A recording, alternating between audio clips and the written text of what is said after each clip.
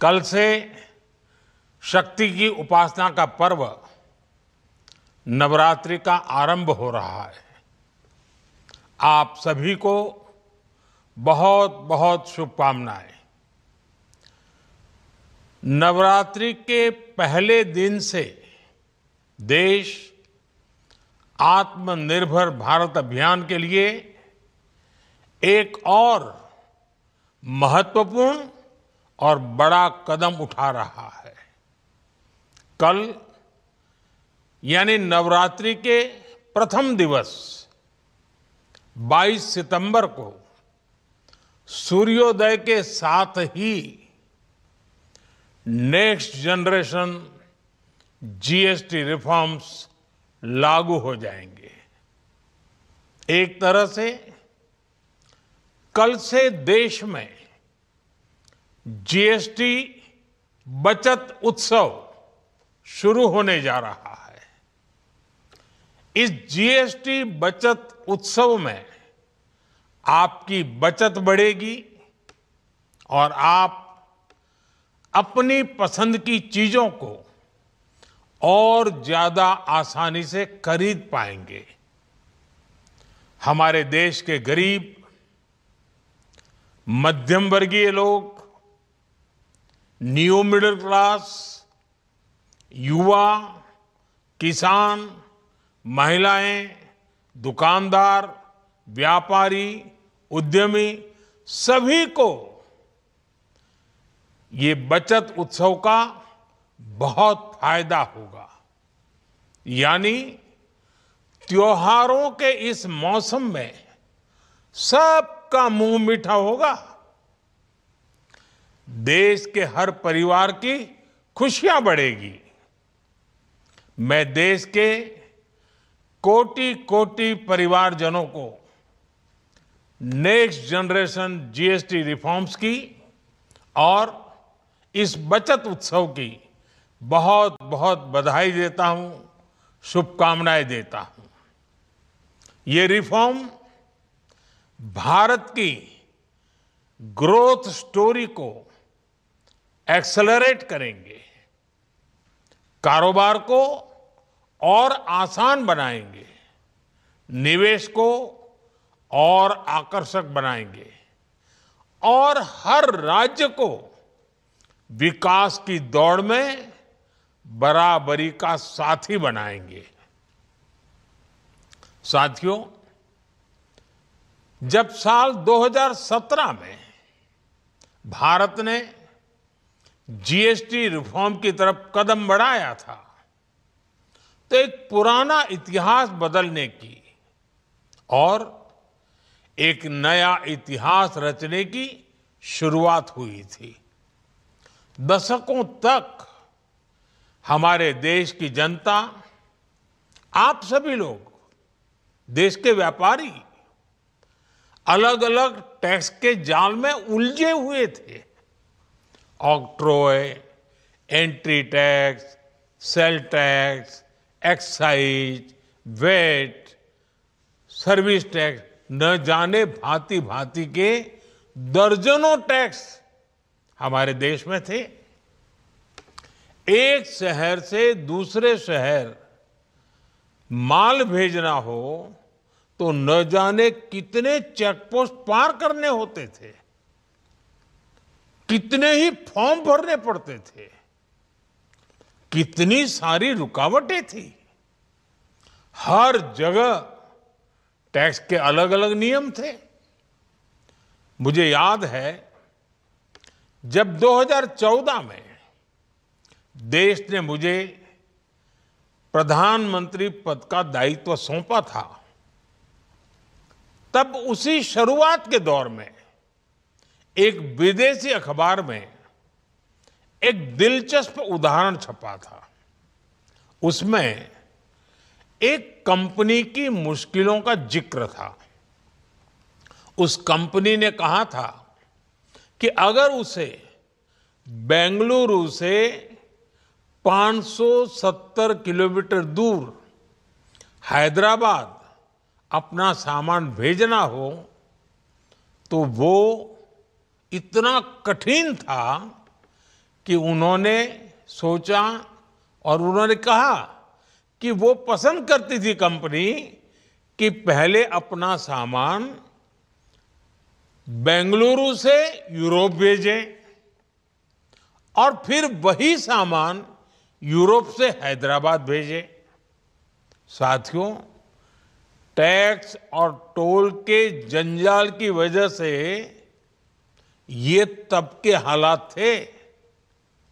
और मैं आपको सिर्फ एक पुराना उदाहरण याद दिला रहा हूं। तब ऐसी लाखों कंपनियों को, लाखों करोड़ों देशवासियों को अलग अलग तरह के टैक्स के जाल की वजह से हर रोज परेशानी होती थी। सामान को एक शहर से दूसरे शहर पहुंचने के बीच जो खर्च बढ़ता था वो भी गरीब को उठाना पड़ता था। आप जैसे ग्राहकों से वसूला जाता था। साथियों, देश को इस स्थिति से निकालना बहुत जरूरी था। इसलिए जब आपने हमें 2014 में अवसर दिया तो हमने जनहित में, देश हित में जीएसटी को अपनी प्राथमिकता बनाया। हमने हर स्टेक होल्डर से चर्चा की। हमने हर राज्यों की हर शंका का निवारण किया, हर सवाल का समाधान खोजा।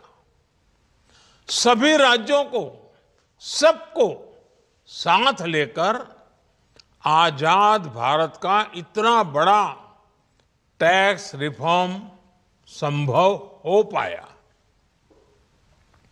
ये केंद्र और राज्यों के प्रयासों का नतीजा था कि देश दर्जनों टैक्सों के जाल से मुक्त हुआ और पूरे देश के लिए एक जैसी व्यवस्था बनी। वन नेशन वन टैक्स का सपना साकार हुआ।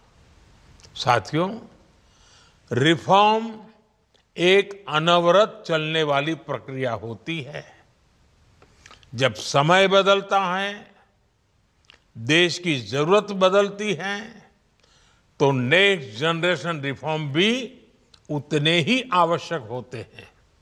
इसलिए देश की वर्तमान जरूरतों और भविष्य के सपनों को देखते हुए जीएसटी के ये नए रिफॉर्म्स लागू हो रहे हैं। नए स्वरूप में मुख्य रूप से अब सिर्फ 5% और 18% के ही टैक्स स्लैब रहेंगे। इसका मतलब है रोजमर्रा के इस्तेमाल की ज्यादातर चीजें और सस्ती हो जाएगी। खाने पीने का सामान, दवाइयाँ, साबुन, ब्रश, पेस्ट, स्वास्थ्य और जीवन बीमा, ऐसे अनेकों सामान, अनेकों सेवाएं या तो टैक्स फ्री होगी या फिर केवल 5% टैक्स देना होगा।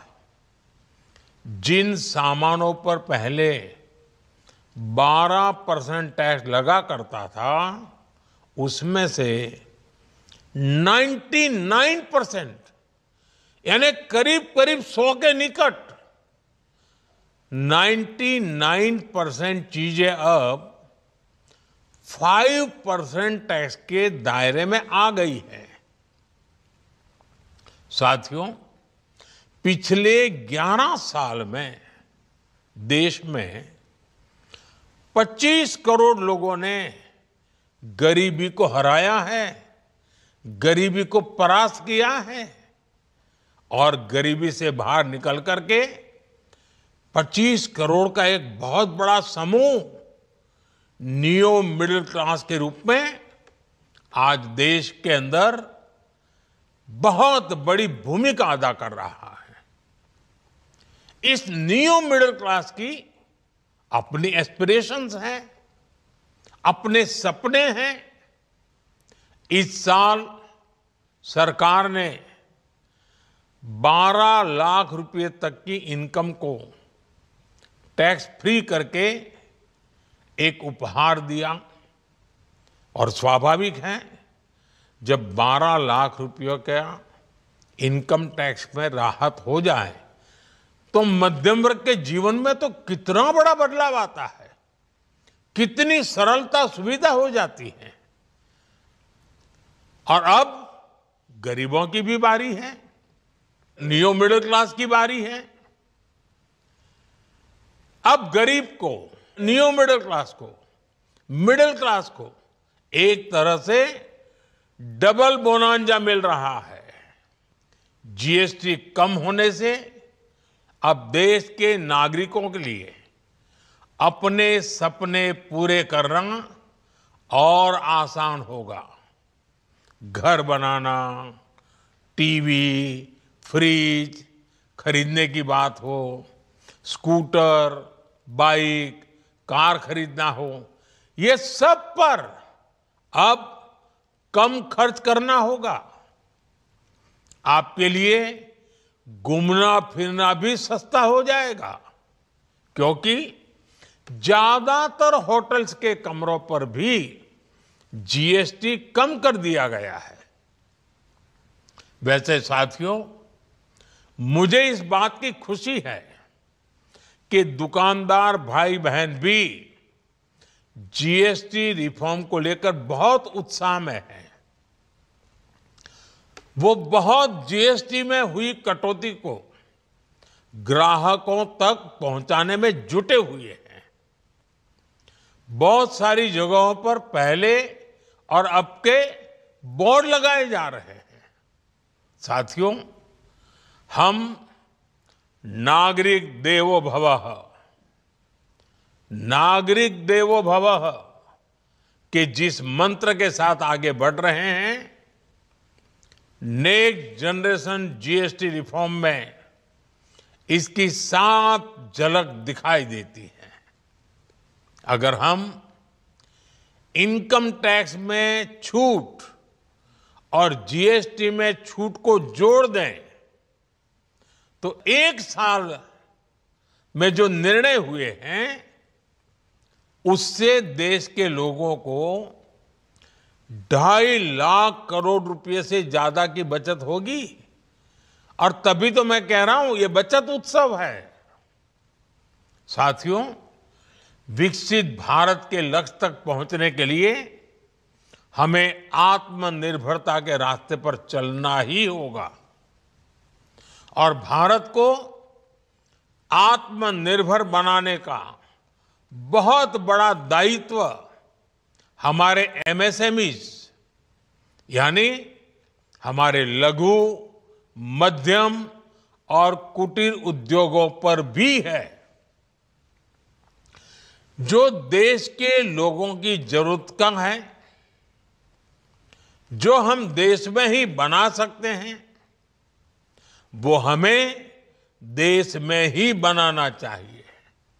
साथियों, जीएसटी की दरें कम होने से नियम और प्रक्रियाएं और आसान बनने से हमारे एमएसएमईज, हमारे लघु उद्योगों को, कुटीर उद्योगों को बहुत फायदा होगा।